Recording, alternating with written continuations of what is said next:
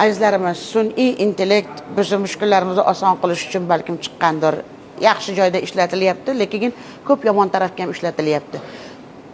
Mani rasmimni qo'yib, yoki kimnidir rasmini qo'yib, yordam so'rab, pul so'rab, katta imkonlar so'rab ana qilayotganlarga. Yulduz Usmonova tomonidan tashkil etilgan tadbirda qatnashdik va uning yangi investitsiya loyihasi haqida barcha ma'lumotlarni shaxsan bilib oldik. Salom.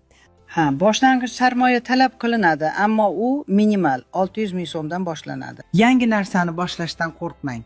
O'zingizga ishoning, qat'iyatli bo'ling va maqsadlaringiz sari intiling. O'zbekiston birodarlar, opa-singillar, assalomu alaykum. Men Yulduz Usmonova, xalq artistimiz. Hozir har bir o'zbekistonlikka aytmoqchiman. Hamma uchun qulay platforma bor. U yerda 3 million so'm atigi 1-2 kunda ishlab olish mumkin. Mening jamoam shu platformani sizlarga yordam berish uchun qildi. Azizlarimiz, sun'iy intellekt bizim mushkullarimizni oson qilish uchun balkim chiqqandir.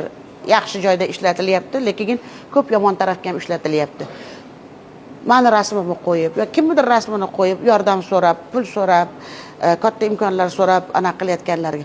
Toki o'zimizni rasmiy saytlarda o'zimiz chiqib gapirmagungacha rasmiy saytdan ajratasizlar. Boshqa saytlarga ishonch yo'q. U narsalarga e'tibor qilmanglar.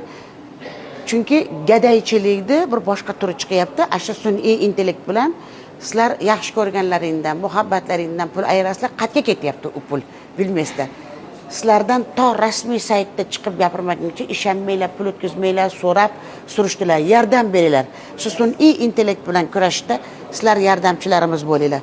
Bu juda xalq tarafdan yordamga muhtoj bo'ladigan joyimiz shu.